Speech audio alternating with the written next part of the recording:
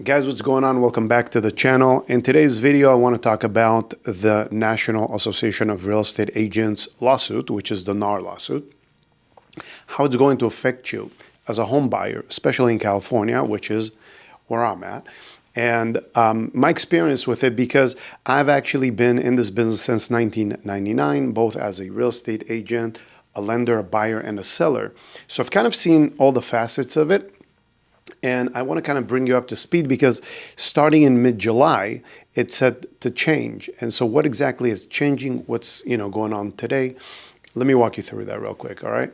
So the way real estate agents have always been paid in the past was through a negotiation with the seller. Now, typically, commission has been 5 to 6% of the selling price. So the problem with that is that the amount of commission that's given to the selling agent, which is basically the agent that brings the buyer, needs to be posted on what we call the MLS, the multiple listing service. Now, it's seen by all agents, and then therefore they make, mind you, they work on commission, so they make a decision as to which homes they want to show and which homes they don't want to show. Now, what's been said is that the agents have been discriminatory because some homes might offer more commission than others, and therefore the agents are just likely to show the homes that offer more commission. And so this group from Missouri of home buyers back in 2019 brought this complaint and then created this lawsuit, which is said to settle. Now, I don't know the ins and outs of the lawsuit. I know that based on what I've read, no one in California is going to be compensated for anything, but the structure of payment is going to be changing, meaning that you as the buyer are going to be responsible to pay your agent's commission, whereas before, the listing agent would negotiate with the seller for a 5 or 6% commission and then post whatever was to be given to the selling agent, your agent, as a buyer, would be paid directly from the seller. Now, that's not happening anymore. Moving forward after mid-July, that's what I've read, that you as the buyer are going to be responsible to pay for your agent's commission. Now, typically, if the agent receives anywhere between 2.5% or maybe 2 to 3% commission, then ideally that would be what the selling agent, which is the seller, the agent representing the buyer, would require to get paid. All right. So hopefully that makes more sense to you. And I think the thing that we need to kind of watch out for is a couple things. Number one, this commission structure is a negotiation process.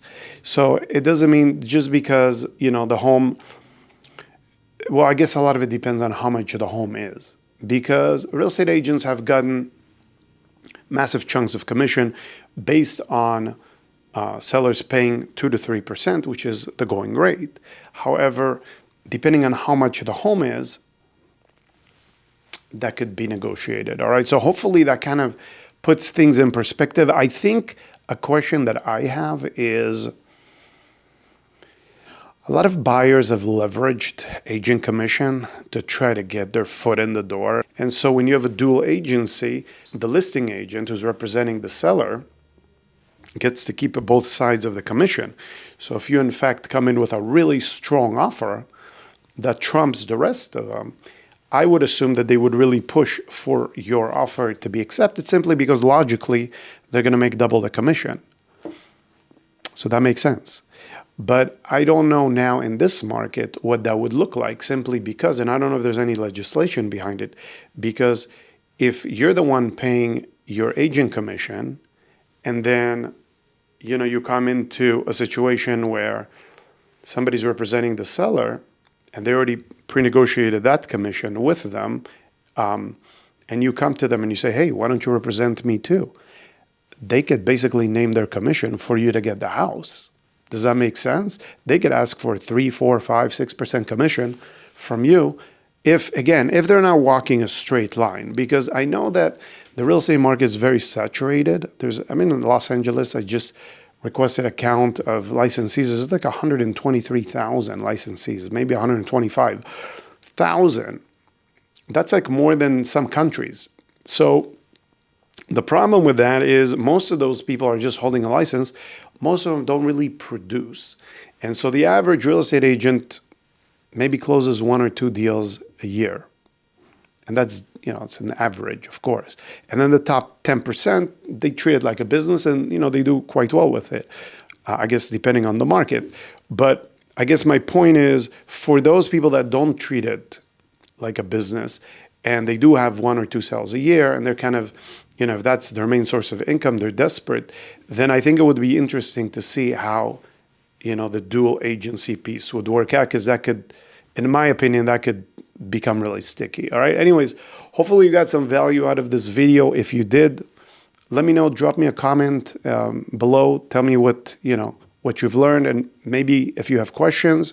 I think I have a lot of questions too about this whole situation, because it's very outside the box of the way things used to be, and I feel like they're going to really have to think about this and put some legislation in place for some of these outside the box things that I just discussed with you. So anyways, hopefully you enjoyed the video. If you did, give it a big thumbs up so we get a little push from the algorithm. In addition to it, if you yourself are kind of in the process of trying to get pre-approved for a mortgage, I'd love to help you with that.